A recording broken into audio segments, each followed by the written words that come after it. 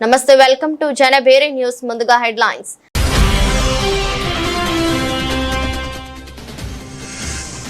April 20న martial వంటి ఆర్డర్ను జారీ చేయనున్న డొనాల్డ్ ట్రంప్. అమెరికా దక్షిణ సరిహద్దుపై నియంత్రణ కోసం మిలిటరీని మోహరించాలని నిర్ణయం.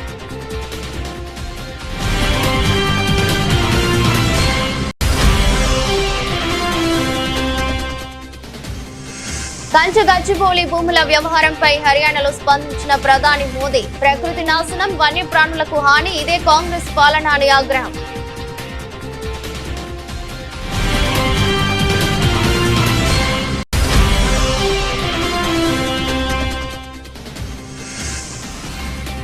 ఏపీ సీఎం చంద్రబాబు అధ్యక్షతన నేడు కేబినెట్ భేటీ. పలు కీలక అంశాలపై జరగనున్న చర్చ.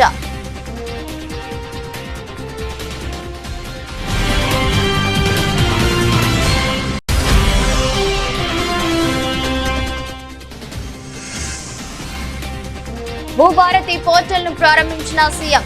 ఎంతో అధ్యయనం చేసి కాంగ్రెస్ భూ చట్టాలను చేసిందన్న రేవంత్ రెడ్డి.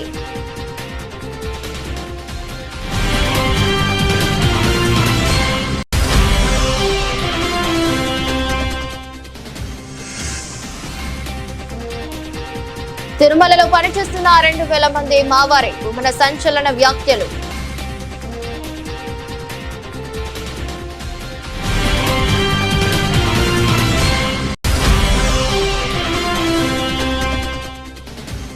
అభిమానికి స్వయంగా షూ తొడిగి దీక్ష విరమింపజేసిన ప్రధాని.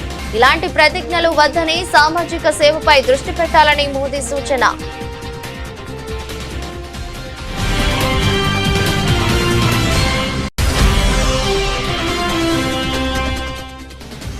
బెట్టింగ్ యాప్ల జోలికి వెళ్లొద్దని బీఆర్ఎస్ ఎమ్మెల్యే హరీష్ రావు సూచన. తన గన్ మ్యాన్ అలా చేసే కుటుంబం మొత్తాన్ని చంపేశాడని ఆవేదన వ్యక్తం చేసిన మాజీ మంత్రి.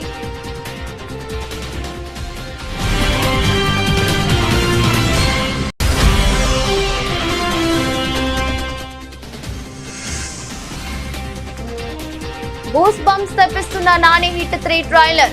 మే 1న ప్రేక్షకుల ముందుకు రానున్న సినిమా.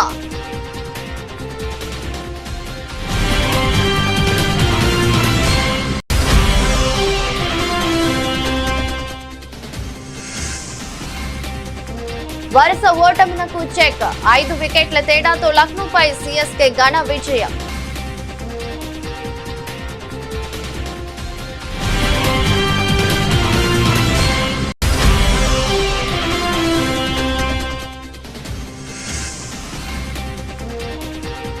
పసిడి ప్రియులకు గుడ్ న్యూస్. తగ్గిన బంగారం ధరలు.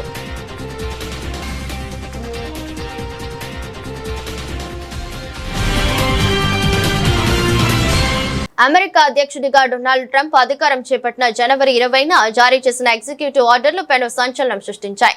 ఇప్పుడు ఆయన మళ్లీ సంచలన ఆదేశాలు జారీ చేయబోతున్నట్టు తెలుస్తుంది. ఈ నెల 20న ఆయన 1807 నాటి తిరుగుబాటు చట్టాన్ని అమలు చేసే ఆదేశాలు ఇవ్వబోతున్నట్టు సమాచారం.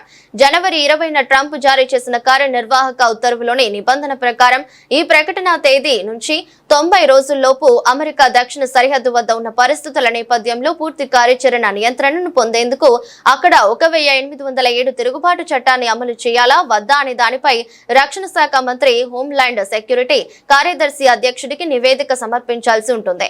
జనవరి 20న ట్రంప్ ఎగ్జిక్యూటివ్ ఆర్డర్ జారీ చేసిన 2 రోజుల తర్వాత, అంటే జనవరి 22న సరిహద్దు భద్రతను అమలు చేసేందుకు 1500 మంది యాక్టివ్ డ్యూటీ సర్వీస్ సభ్యులను అదనంగా వైమానిక దళాన్ని పంపుతున్నట్టు అమెరికా రక్షణ శాఖ ప్రకటించింది. జనవరి 29న రక్షణ శాఖను ఆదేశిస్తూ ఒక కార్యనిర్వాహక ఉత్తర్వుపై సంతకం చేస్తానని ట్రంప్ ప్రకటించిన తర్వాత క్యూబాలోని గ్వాంటనామో బేలో 30,000 మంది వరకు ఉన్న నేరస్తులను ఉంచాలని తన విభాగం భావిస్తున్నట్టు రక్షణ మంత్రి పీట్ హెగ్సేత్ పేర్కొన్నారు. ప్రధానమంత్రి నరేంద్ర మోదీ హైదరాబాద్ లోని గచ్చిబౌలి భూముల వ్యవహారంపై స్పందించారు. హర్యానాలో నిర్వహించిన సభలో ఆయన మాట్లాడుతూ అడవులపై బుల్డోజర్లు పంపడంలో తెలంగాణ ప్రభుత్వం నిమగ్నమై ఉందని విమర్శించారు. ప్రకృతి విధ్వంసం, వన్యప్రాణులకు హాని కలిగించడం కాంగ్రెస్ పాలనలో సాధారణ విషయమని ఆగ్రహం వ్యక్తం చేశారు. తెలంగాణ ప్రభుత్వం అటవీ సంపదను నాశనం చేస్తుందని ఆరోపించారు. ఎన్నికల సమయంలో ఇచ్చిన హామీలను విస్మరించిందని దుయ్యబట్టారు. కాంగ్రెస్ పాలిత రాష్ట్రాల్లో ప్రజలు మోసపోతున్నారని అన్నారు. హిమాచల్ ప్రదేశ్ లో అభివృద్ధి పూర్తిగా నిలిచిపోయిందని విమర్శించారు. साथियों, तेलंगाना की कांग्रेस सरकार भी जनता से किए वादे भूल गई है। वहां कांग्रेस, वहां की सरकार जंगलों पर बुलडोजर चलवाने में व्यस्त है। प्रकृति को नुकसान, जानवरों को खतरा, यही है कांग्रेस की कार्यशैली। हम यहां कचरे से गोवर्धन बनाने के लिए मेहनत कर रहे हैं और वो बने बनाए जंगलों को उजाड़ रहे हैं। यानी सरकार चलाने के दो मॉडल आपके सामने हैं। एक तरफ कांग्रेस का मॉडल है जो पूरी तरह झूठ साबित हो चुका है, जिसमें सिर्फ कश्मीर कुर्सी के बारे में सोचा जाता है। दूसरा मॉडल बीजेपी का है जो सत्य के आधार पर चल रहा है, बाबा साहब आंबेडकर ने दी हुई दिशा पर चल रहा है, संविधान की मर्यादाओं को सर आंखों पर चढ़ा के चल रहा है और सपना है विकसित भारत बनाने के लिए प्रयास करना। आज यहां यमुनानगर में भी हम इसी प्रयास को आगे बढ़ता देखते हैं। साथियों, मैं आपसे एक और अहम विषय की चर्चा करना चाहता हूं। कल देश ने वैशाखी का पर्व मनाया है। कल ही जलियांवाला बाग हत्याकांड के भी 106 वर्ष हुए हैं। इस हत्याकांड में अपनी जान गंवाने वालों की स्मृतियां आज भी हमारे साथ है। ఆంధ్రప్రదేశ్ ముఖ్యమంత్రి నారా చంద్రబాబు నాయుడు అధ్యక్షతన ఇవాళ కేబినెట్ సమావేశం జరగనుంది.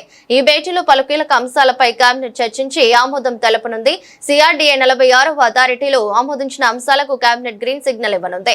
అమరావతి నిర్మాణం కోసం అవసరమైన నిధులు సమీకరించుకునేందుకు సిఆర్డీఏ కమిషనర్ కు కేబినెట్ అనుమతి ఇవ్వనుంది. నూతన అసెంబ్లీ, హైకోర్టు భవనాల టెండర్లకు ఓకే చెప్పనుంది. 5వ SIPB సమావేశంలో ఆమోదించిన పెట్టుబడులకు ఓ నిర్ణయం తీసుకుంది. కొత్తగా 30,667 కోట్ల పెట్టుబడులు, 32,133 ఉద్యోగాలు వచ్చే ప్రతిపాదనలకు గ్రీన్ సిగ్నల్ ఇవ్వనుంది. విశాఖలో TCS కంపెనీ ఏర్పాటుతో సహా పలు కంపెనీల పెట్టుబడులకు మంత్రి మండలి ఆమోదం తెలపనుంది. ఐటీ కంపెనీలకు నామమాత్రపు ధరకే భూ కేటాయింపులకు ఆమోదించనుంది. ఉండవల్లి, పెనుమాక రైతులకు జరీబు భూములకు రిటర్నబుల్ ప్లాట్లు ఇచ్చే అవకాశం అంశంపై అథారిటీ తీసుకున్న నిర్ణయానికి కేబినెట్ ఆమోదించనుంది. ఏపీ మంత్రి మండలి సమావేశం కుప్పం నియోజకవర్గంలో కేంద్రీయ విద్యాలయం ఏర్పాటుకు ఆమోదం తెలపనుంది. నెల్లూరులో ఏపీ IICకి, విజయనగరం జిల్లాలో గ్రే హౌండ్స్ కు, గుంటూరు జిల్లా పత్తిపాడు నియోజకవర్గంలో ESI ఆసుపత్రి ఏర్పాటుకు కేబినెట్ భూములను కేటాయిస్తూ నిర్ణయం తీసుకునే అవకాశం ఉంది. ముందుగా నాలా ఫీజు రద్దు అంశాన్ని కేబినెట్ లో ఈసారి ఉంచాలని మంత్రి మండలి భావించింది. అయితే ఆ శాఖను చూసే special chief secretary RP Sisodia బదిలీ కావడంతో ఈసారి కేబినెట్ లో ఈ అంశంపై చర్చించే అవకాశం ఉండకపోవచ్చని సమాచారం. గత ప్రభుత్వం అనాలోచితంగా తీసుకువచ్చిన ధరణి చట్టం ఎన్నో సమస్యలకు కారణమైందని తెలంగాణ ముఖ్యమంత్రి రేవంత్ రెడ్డి అన్నారు. రెవెన్యూ సిబ్బందిని దోషులుగా చూపే విధానానికి తాను వ్యతిరేకమని ఆయన స్పష్టం చేశారు.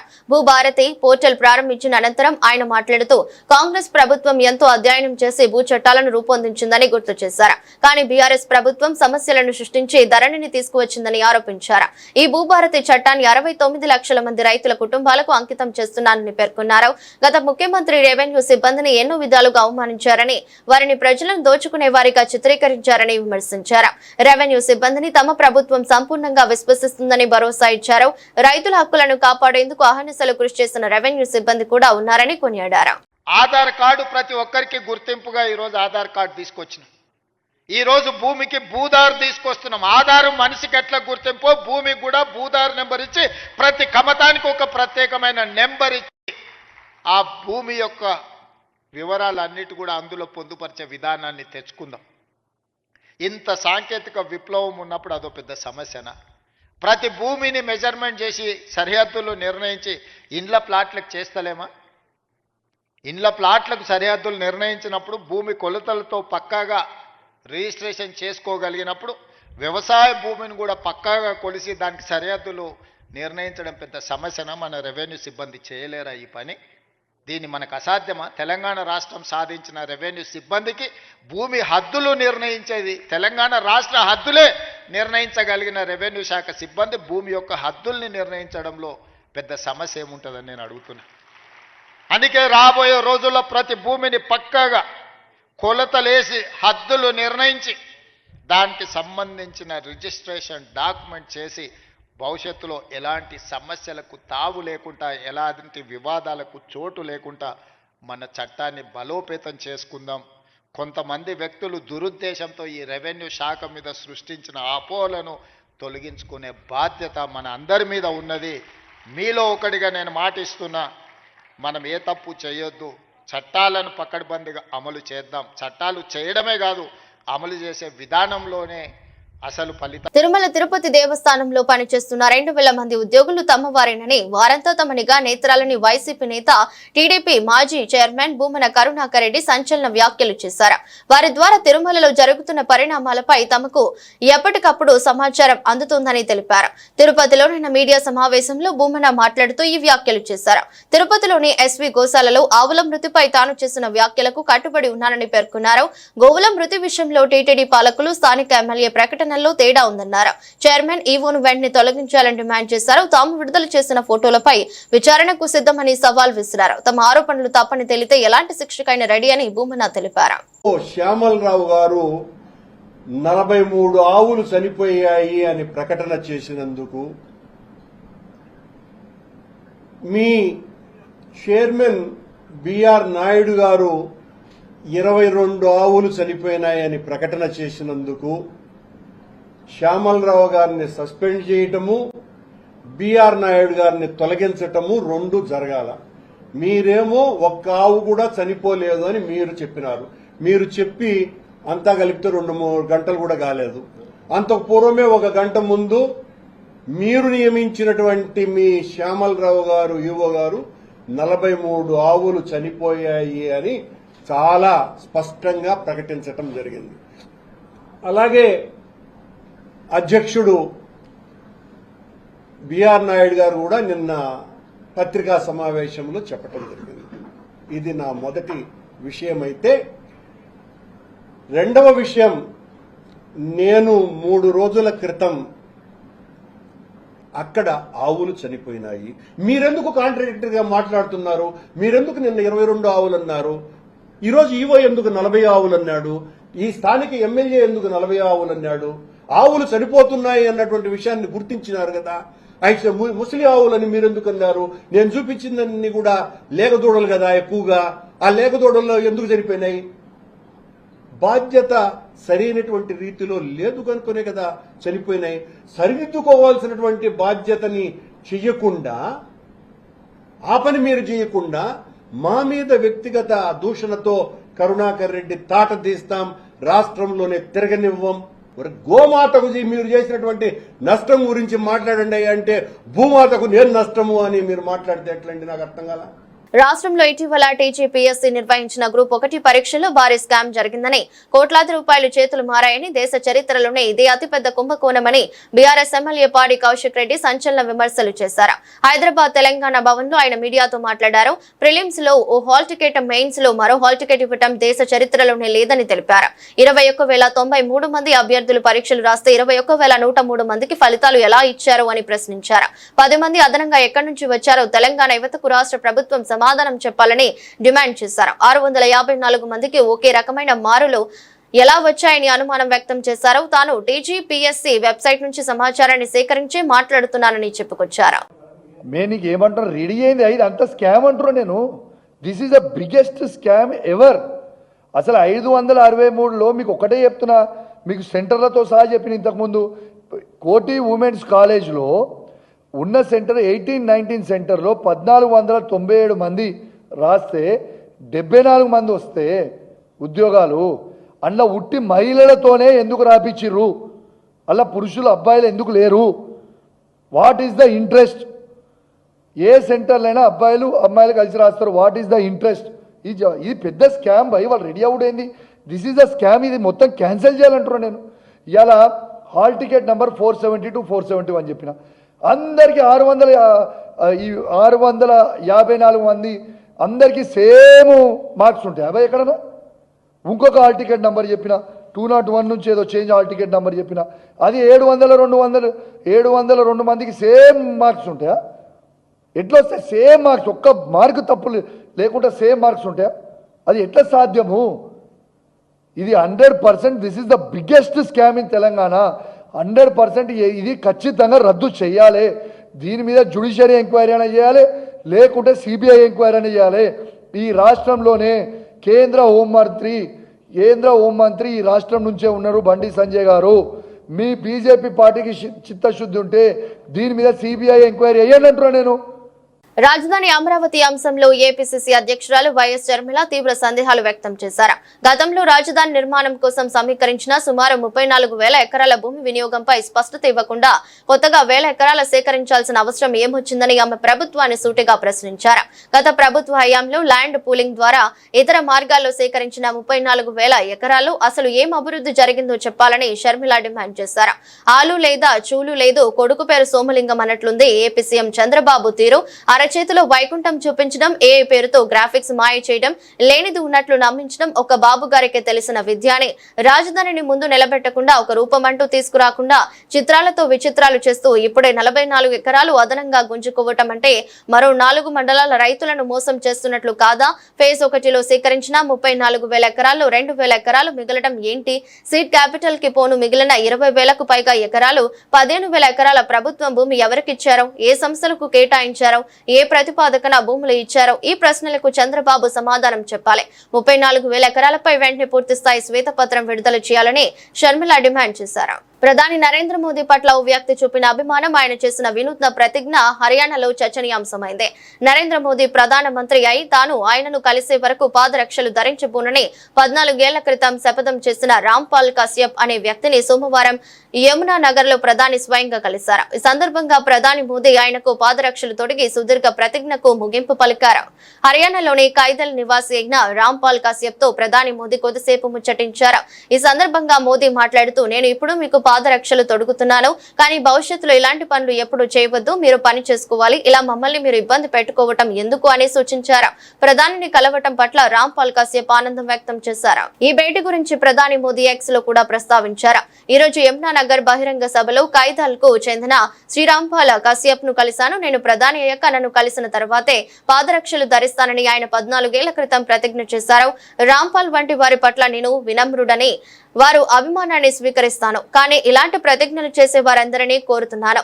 మీ ప్రేమను నేను గౌరవిస్తాను. దయచేసి సామాజిక సేవ, దేశ నిర్మాణానికి సంబంధించిన పనులపై దృష్టి పెట్టండి అని మోదీ తన పోస్ట్ లో పేర్కొన్నారు. ఈ సమావేశానికి సంబంధించిన వీడియోను కూడా ఆయన పంచుకున్నారు. తిరుపతి తిరుమల దేవస్థానం గోశాలలో గోవుల మరణాలపై వైఎస్ఆర్సీపీ రాష్ట్ర అధికార ప్రతినిధి టీటీడీ మాజీ చైర్మన్ భూమన కరుణాకర్ రెడ్డి చెప్పిన మాటలు యథార్థమని ఎంపీ గురుమూర్తి స్పష్టం చేశారు. తిరుమలలో ప్రధాన పూజలు అందుకునే గోవు, దూడలు, ఎద్దు మృతి చెందాయని, గోవుల సంరక్షణ విషయంలో టీటీడీ పాలక మండలి విఫలమైందన్నారు. సాక్షాత్తు సీఎం చంద్రబాబు ఎదుటే ఈవో చైర్మన్ వాదులాడుకున్నారని గుర్తు చేశారు. భూమన హిందువో నాస్తికుడో ఆయన ఇంటికెళ్లి చూస్తే తెలుస్తుందన్నారు. కూటమి ప్రభుత్వం ఉద్దేశపూర్వకంగా ప్రతిపక్షంపై దుష్ప్రచారం చేస్తుందని మండిపడ్డారు. భూమనపై క్రిమినల్ కేసులు నమోదు చేస్తామంటూ టీటీడీ చైర్మన్ బీఆర్ నాయుడు బెదిరింపులకు దిగటం సరికాదన్నారు. టీటీడీలో జరుగుతున్న అన్నిటిపైన అఖిలపక్షం వేసి విచారణ జరపాలని వైఎస్ఆర్సీపీ తరపున గురుమూర్తి డిమాండ్ చేశారు. టీటీడీలో భద్రతా లోపం, వైఫల్యాలపై కేంద్రం జోక్యం చేసుకోవాలని ఎంపీ కోరుతున్నారు. మంత్రివర్గ విస్తరణపై పార్టీ ఎమ్మెల్యే కోమటిరెడ్డి రాజగోపాల్ రెడ్డి చేసిన వ్యాఖ్యలు ఆయన వ్యక్తిగతమని టీపీసీసీ అధ్యక్షుడు మహేష్ కుమార్ గౌడ్ అన్నారు. తమ పార్టీలో ప్రజాస్వామిక స్వేచ్ఛ ఎక్కువని, అయితే ఆయన పార్టీ గీత దాటి మాట్లాడారా లేదా అన్నదే పరిశీలించి నిర్ణయం తీసుకుంటామని చెప్పారు. తనకు తెలిసి ఫలానా వారికి మంత్రి పదవి ఇవ్వద్దంటూ అధిష్టానానికి జానారెడ్డి లేఖ రాయలేదన్నారు. గాంధీ భవన్ లో ఆయన మీడియాతో మాట్లాడారు. మంత్రివర్గ విస్తరణ అన్నది పార్టీ సమిష్టిగా తీసుకునే నిర్ణయమని, అనేక సమీకరణాలతో కూడుకున్న అంశమని తెలిపారు. పార్టీలో చేరికలపై ఈ సందర్భంగా ఆసక్తికర వ్యాఖ్యలు చేశారు. పొంగులేటి శ్రీనివాస్ రెడ్డి, సూపల్లి కృష్ణారావు, తుమ్మల నాగేశ్వరరావు, వివేక్ వెంకటస్వామి, రాజగోపాల్ రెడ్డి ఆనాటి పరిస్థితుల దృష్ట్యా కేసీఆర్ మళ్లీ అధికారంలోకి రాకుందంటే కాంగ్రెస్ లో చేరడమే సరైనమని భావించి పార్టీలో చేరారని చెప్పారు. వారి చేరికతో అసెంబ్లీ ఎన్నికల్లో విజయ అవకాశాలు మెరుగుపడ్డాయన్నారు. అయితే తాము కాంగ్రెస్ లో చేరాం కాబట్టి పార్టీ గెలిచిందని వారు అనుకోవటం, కాంగ్రెస్ గెలుస్తుందనే వారు పార్టీలో చేరారని అనుకోవటం రెండు నిజమే కావచ్చని వ్యాఖ్యానించారు. త్వరలోనే మంత్రివర్గ విస్తరణ, పార్టీ కార్యవర్గం ఏర్పాటు ఉంటుందని ఆశిస్తున్నామన్నారు. కోమటిరెడ్డి అభిప్రాయం నా వ్యక్తిగత అభిప్రాయము, రాజగోపాల్ రెడ్డి గారి అభిప్రాయం వ్యక్తిగత అభిప్రాయము. మా పార్టీలో ప్రజాస్వామిక స్వేచ్ఛ ఎక్కువ. జానారెడ్డి గారి గురించి మాట్లాడారు. జానారెడ్డి గారు ఏమైనా స్పందించినారా? ఇవన్నీ నడుస్తూ ఉంటాయి ప్రజాస్వామ్యాల్లో. జానారెడ్డి గారు నాకు తెలిసి ఫలానా వారికి మంత్రి పదవి ఇవ్వద్దని రాసినట్టయితే నాకు తెలియదు. ఫలానా వాడికి ఇవ్వద్దని ఎక్కడ రాసినట్టు చూడలే నేను. తప్పు రంగారెడ్డి ఆయన ఎవరికి ఏమని రాసినారో నాకు తెలియదు, కానీ ఎవరికైతే ఇవ్వద్దని రాయలేదు. నేను సమర్థించిన తర్వాత సంగతి. నాకు తెలిసి ఫలానా వాడికి ఇవ్వద్దని అయితే రాయలేదు ఆయన. సరే, ఇప్పుడు మనము మాట్లాడేటప్పుడు నిజంగా కూడా గీత దాటితే క్రమశిక్షణ చర్యలు ఉంటాయి. అది పరిశీలిస్తాము, గీత దాటిండా దాటలేదని తర్వాత ఆలోచిస్తాము. బెట్టింగ్ యాప్ల మోజులో పడే కొందరు ప్రాణాలు పోగొట్టుకుంటున్న ఘటనలు తరచూ వెలుగు చూస్తున్నాయి. ఆన్లైన్ బెట్టింగ్ల కోసం అప్పులు చేసి వాటిని తీర్చే దారి లేక చాలా మంది ఆత్మహత్యలకు పాల్పడుతున్నారు. ఇదే విషయమై మాజీ మంత్రి బీఆర్ఎస్ నేత హరీష్ రావు తాజాగా యువతను హెచ్చరించారు. ఈ సందర్భంగా తన గన్ మ్యాన్ ఘాతుకాన్ని ఆయన బయటపెట్టారు. తన వద్ద గన్ మ్యాన్ గా పనిచేసిన వ్యక్తి ఆన్లైన్ బెట్టింగ్ యాప్లలో చాలా డబ్బు పోగొట్టుకున్నాడట. పూర్తిగా అప్పుల్లో కూరుకుపోయాడు. వాటిని తీర్చేందుకు దారి లేక భార్యతో పాటు 5-7 ఏళ్ల వయసు ఉన్న 2 పిల్లలను తుపాకీతో కాల్చి చంపాడు. ఆ తర్వాత అదే గన్తో తాను కాల్చుకుని బలవన్ మరణానికి పాల్పడ్డాడని హరీష్ రావు పేర్కొన్నారు. కనుక బెట్టింగ్ యాప్ లో జోలికి వెళ్లొద్దని హెచ్చరించారు. ఏ షార్ట్ కట్ మనకు డబ్బు ఇవ్వదని ఆయన అన్నారు. బెట్టింగ్ యాప్ నిర్వాహకులు వారు డబ్బులు సంపాదించుకోవడానికి వాటిని తీసుకొచ్చారు తప్పితే మనల్ని గెలిపించి లక్షలాధికారులు చేయడానికి కాదని మాజీ మంత్రి తెలిపారు. అందుకే యువత ఆన్లైన్ బెట్టింగ్ యాప్లకు ఎంత దూరం ఉంటే అంత మంచిదని ఆయన సూచించారు. నేను పిల్లల్ని బాగా చదివించండి. ఒకటి ఈ మధ్యన పిల్లలు జర ఫోన్లు పట్టుకొని బాగా ఆటలాడుతూ అవేందో ఏమంటారు వాటిని బెట్టింగ్ లక, లేకపోతే రెమ్మీ గేమ్ లక, పబ్జీ గేమ్ లక, అవోటి ఇవోటి ఆడి పిల్లలు అప్పుల పాలే అయ్యే వాళ్ళని పరిశాన్ చేస్తున్నట్టు. నేను మా పిల్లల్ని కోరేది ఒక్కటే, ఏ షార్ట్ కట్ ఎవరు మనకు పైసలు ఇవ్వరు. ఏదో ఈ పబ్జీ గేమ్ లో పైసలు సంపాదిస్తా, రాత్రికి రాత్రే నేను పెద్దగా అయిపోతా, కారు కొంటా, మోటార్ సైకిల్ కొంటా, ఇల్లు కడతా అని నీ ఆలోచన మంచిదే, కానీ ఎవడు మనకు పైసలు నిన్ను గుంజుకోనికే వాడు గేమ్లు పెట్టారు తప్ప నీకు పైసలు నీకు పెట్టారు. వాడు మోసం. అందులోకి పోకుండ్రి, మీ అయ్యేవాళ్ళు పరిశాన్ చేయకుండ్రి, మీరు పరిశాన్ కాకుండా. నా దగ్గర ఒక గన్మెన్ రాముడి పట్ల ఊర్లో ఇట్లనే ఆన్లైన్ గేమ్లు ఆడి అప్పులైపోయి అప్పులు ఎంత కట్టాలో తెలియక 2 చిన్న పిల్లలు 5 ఏళ్ల 7 ఏళ్ల పిల్లల్ని తుపాకీతో కాల్చి చంపిండు, భార్యను కాల్చి చంపిండు, ఆయన కాల్చుకొని చచ్చిపోయింది. ఎందుకు? ఈ ఆన్లైన్ గేమ్లలో పైసలు కూడా కొట్టి అప్పుల పాలైపోయి అప్పులు కట్టలేక ముఖం జల్లక ఉరివెట్టుకొని చచ్చిపోయే పరిస్థితి వస్తాము. ఎవరమైనా కష్టాన్ని నమ్ముకోవాలి, సద్మార్గంలో నడవాలి.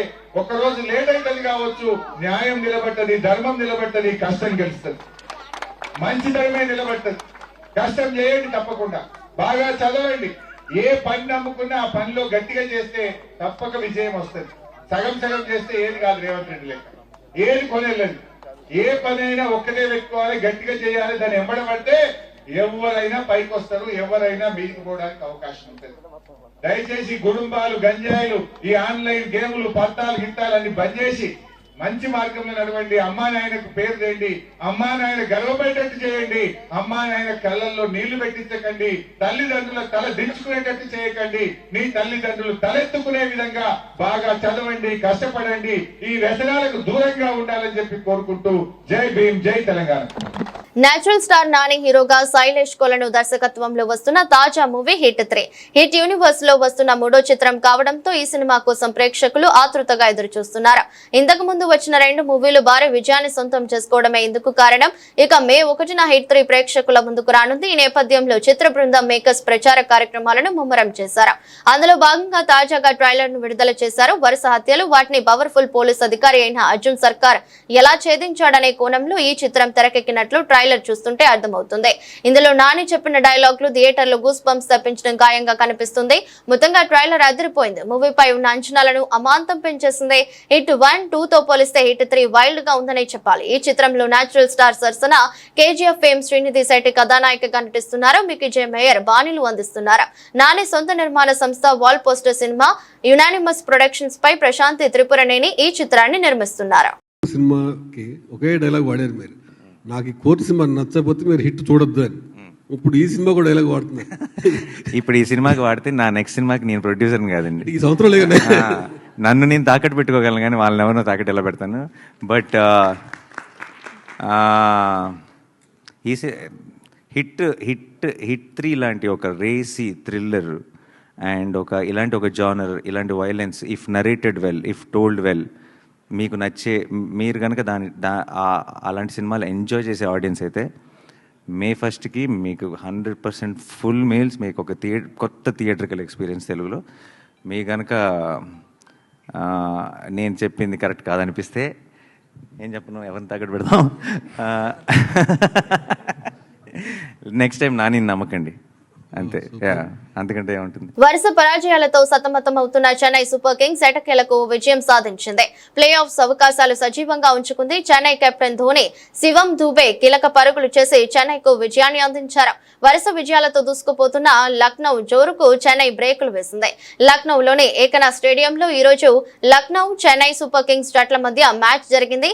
ఈ మ్యాచ్ లో లక్నోపై చెన్నై 5 వికెట్ల తేడాతో గెలుపొందింది. టాస్ గెలిచిన చెన్నై కెప్టెన్ మహేంద్ర సింగ్ ధోని బౌలింగ్ ఎంచుకున్నాడు. వ్యూహం ప్రకారం బౌలింగ్ చేసిన చెన్నై బౌలర్లు లక్నో హార్డ్ హిట్లర్లను కట్టడి చేశారు. బౌలింగ్ కు అనుకూలిస్తున్న పిచ్ పై చెన్నై బౌలర్లు లైన్ అండ్ లెంగ్త్ కు కట్టుబడి బౌలింగ్ చేశారు.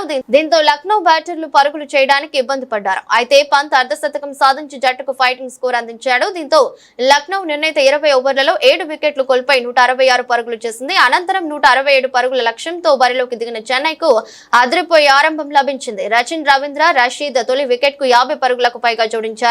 శివం దూబే, MS ధోని సమయోచితంగా ఆడుతూ చెన్నైను విజయ తీరాలకు చేర్చారు. పసిడి ప్రియులకు ఇది గుడ్ న్యూస్ అని చెప్పాలి. 3 రోజుల క్రితం వరకు కస్టమర్లకు చుక్కలు చూపించిన బంగారం ధరలు గత 2 రోజుల నుంచి తగ్గుతూ వస్తున్నాయి. నిన్న 10 గ్రాముల 22 క్యారెట్ల బంగారం ధర 87,550 రూపాయలు, 10 గ్రాముల 24 క్యారెట్ల బంగారం ధర 95,510 రూపాయలు, 10 గ్రాముల 18 క్యారెట్ల బంగారం ధర 71,640 రూపాయలుగా ఉండింది. నిన్నటితో పోల్చుకుంటే 10 గ్రాముల బంగారంపై గ్రాముకు 1 రూపాయి చొప్పున 10 గ్రాముల రూపాయలు తగ్గింది.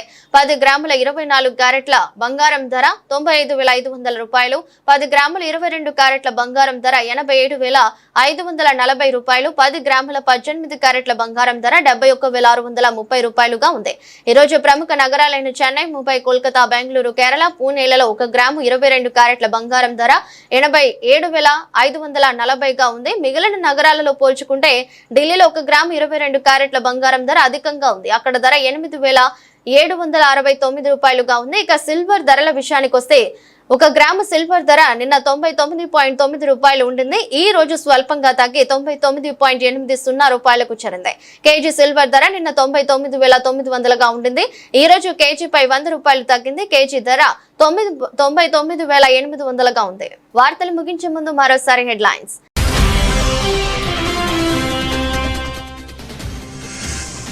ఏప్రిల్ 20న మార్షల్ వంటి ఆర్డర్ను జారీ చేయనున్న డొనాల్డ్ ట్రంప్. అమెరికా దక్షిణ సరిహద్దుపై నియంత్రణ కోసం మిలిటరీని మోహరించాలని నిర్ణయం.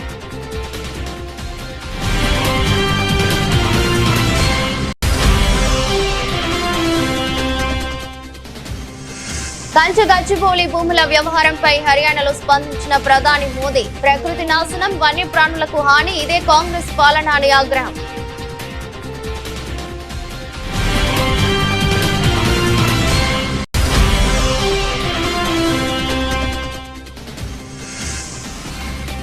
ఏపీ సీఎం చంద్రబాబు అధ్యక్షతన నేడు కేబినెట్ భేటీ. పలు కీలక అంశాలపై జరగనున్న చర్చ.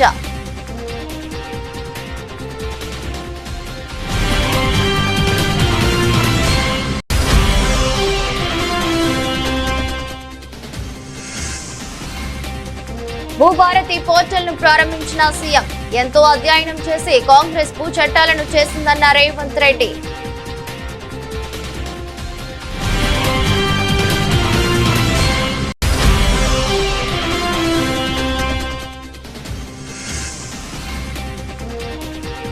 తిరుమలలో పనిచేస్తున్న 2,000 మంది మావారే. భూమన సంచలన వ్యాఖ్యలు.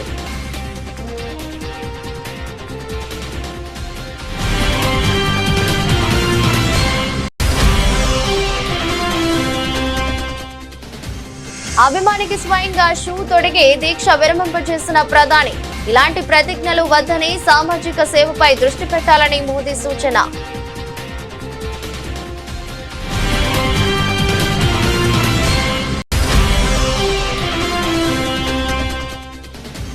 బెట్టింగ్ యాప్ల జోలికి వెళ్లొద్దని బీఆర్ఎస్ ఎమ్మెల్యే హరీష్ రావు సూచన. తన గన్ మ్యాన్ అలా చేసే కుటుంబం మొత్తాన్ని చంపేశాడని ఆవేదన వ్యక్తం చేసిన మాజీ మంత్రి.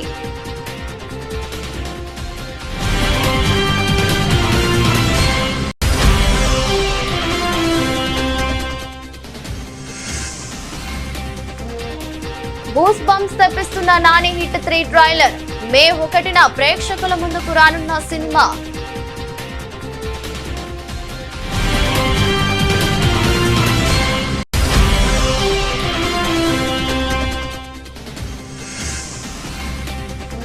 వరుస ఓటమునకు చెక్. 5 వికెట్ల తేడాతో లక్నోపై సిఎస్కే ఘన విజయం.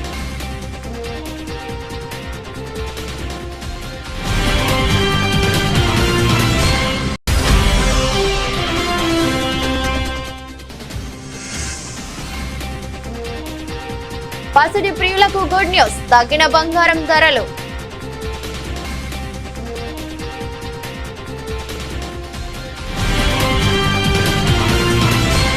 ఇదరస్ట్ బులెటిన్ మరో బులెటిన్లో మళ్ళీ కలుద్దాం. అంతవరకు సెలవు. నమస్కారం.